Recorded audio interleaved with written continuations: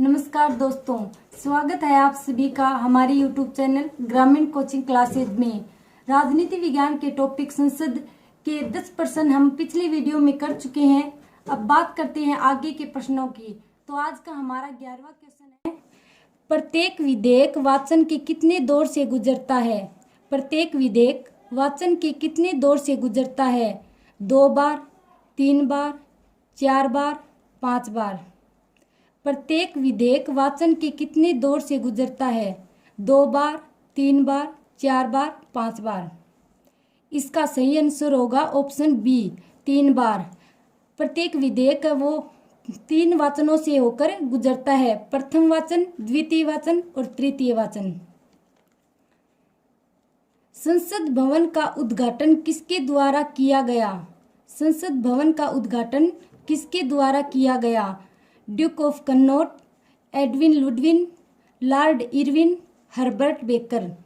संसद भवन का उद्घाटन किसके द्वारा किया गया?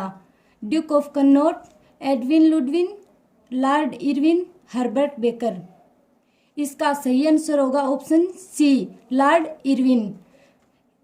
संसद भवन का उद्घाटन है वो लॉर्ड इरविन के द्वारा किया गया। ड्यूक ऑफ कन्नौज के द्वारा संसद भवन की नींव रखी गई और संसद भवन की रूपरेखा है वो एडविन लुडविन और हर्बर्ट बेकर के द्वारा तैयार की गई। हमारा अगला क्वेश्चन है, संसद राज्य सूची के विषयों पर निम्न में से किन स्थितियों में कानून बना सकती है? संसद राज्य सूची के विषयों पर निम्न में से किन स्थितियों में कानून बना सकती है? विषय के राष्ट्रीय महत्व के होने पर, राष्ट्रीय आपात की घोषणा होने पर, राष्ट्रपति शासन लागू होने पर, उपयुक्त सभी स्थितियों में। संसद है वो राज्य सूची के विषयों पर निम्न स्थितियों में कानून बना सकती है। विषय राष्ट्रीय महत्व होने पर, राष्ट्रीय आपात की घोषणा होने पर, राष्ट्रीय शासन लागू होने पर। तो इन निम्न स्थितियों में संसद है वो राज्य सूची के विषयों पर कानून बना सकती है। तो इसका सही आंसर होगा ऑप्शन डी, उपयुक्त सभी स्थितियों पर। हमारा अगला क्वेश्चन है, राज्यसभा के सदस्य मनोनीत किए जाते हैं। राज्यसभा के सदस्य मनोनीत किए जाते हैं प्रधानमंत्री के द्वारा, उपराष्ट्रपति के द्वारा, राष्ट्रपति के द्वारा, लोकसभा अध्यक्ष द्वारा। इसका सही आंसर होगा राष्ट्रपति द्वारा। राज्यसभा में राष्ट्रपति 12 सदस्य मनोनीत करता है। हमारा 15वां क्वेश्चन है, लोकसभा में विपक्षी दल के नेता को सुविधाएं एवं मान्यताएं प्रदत्त की जाती हैं। लोकसभा में विपक्षी दल के नेता को सुविधाएं एवं मान्यताएं प्रदत्त की जाती हैं। कैबिनेट मंत्री के बराबर, राज्य मंत्री के बराबर, उप मंत्री के बराबर, प्रधानमंत्री के बराबर। इसका सही आंसर होगा कैबिनेट मंत्री के बराबर। लोकसभा में जो विपक्षी दल के नेता होता है उसको सुविधाएं मान्यताएं कैबिनेट मंत्री के बराबर प्रदत्त की जाती हैं।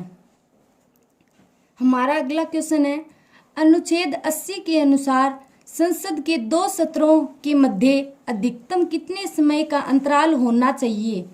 अनुच्छेद 80 के अनुसार संसद के 2 सत्रों के मध्य अधिकतम कितने दिन का अंतराल होना चाहिए? 2 माह है, 3 माह है, 4 माह है, 6 माह है। इसका सही आंसर होगा ऑप्शन डी, 6 माह है। 2 सत्रों के मध्य 6 माह का अंतराल होना चाहिए, इससे अधिक नहीं होना चाहिए।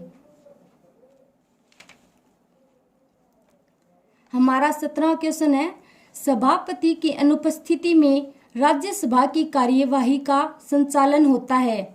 सभापति की अनुपस्थिति में राज्यसभा की कार्यवाही का संचालन होता है मुख्य न्यायाधीश द्वारा, उपसभापति द्वारा, किसी विशेष अधिकार प्राप्त मनोनीत व्यक्ति द्वारा, पद रिक्त रहता है। इसका सही आंसर होगा उपसभापति द्वारा। सभापति यदि राज्यसभा में अनुपस्थित रहता है तो वहां की कार्यवाही का संचालन उपसभापति द्वारा किया जाता है। हमारा अगला क्वेश्चन है, राज्यसभा विघटित हो जाती है।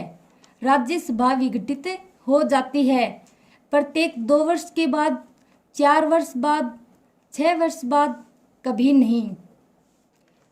राज्यसभा बताना है आपको कि विघटित हो जाती है प्रत्येक 2 वर्ष बाद, 4 वर्ष बाद, 6 वर्ष बाद, कभी नहीं। इसका सही आंसर होगा ऑप्शन डी, कभी नहीं, क्योंकि राज्यसभा एक स्थायी सदन होती है और इसके 1/3 सदस्य हैं वो प्रत्येक 2 वर्ष के बाद बदलते रहते हैं, इसलिए ये कभी भी भंग नहीं होती है। हमारा अगला क्वेश्चन है, प्रथम लोकसभा की प्रथम बैठक कब संपन्न हुई? प्रथम लोकसभा की प्रथम बैठक कब संपन्न हुई? 13 मई 1952, 3 अप्रैल 1952, 19 मार्च 1952, 11 फरवरी 1952। इसका सही आंसर होगा ऑप्शन ए, 13 मई 1952। प्रथम लोकसभा की प्रथम बैठक है वो 13 मई 1952 को संपन्न हुई थी। हमारा अंतिम क्वेश्चन है, भारतीय संसद के उच्च सदन में राज्यों को प्रतिनिधित्व दिया गया है। भारतीय संसद के उच्च सदन में राज्यों को प्रतिनिधित्व दिया गया है। यहाँ उच्च सदन है वो राज्यसभा के लिए प्रयोग में लिया गया है। जनसंख्या के आधार पर, शिक्षा के आधार पर, जनसंख्या एवं आर्थिक स्थिति के आधार पर उपरोक्त में से कोई नहीं। तो इसका सही आंसर होगा जनसंख्या के आधार पर। भारतीय संसद के उच्च सदन यानी राज्यसभा में राज्यों को प्रतिनिधित्व है वो जनसंख्या के आधार पर दिया गया है और इस जनसंख्या का आधार वर्ष है वो 1971 की जनगणना।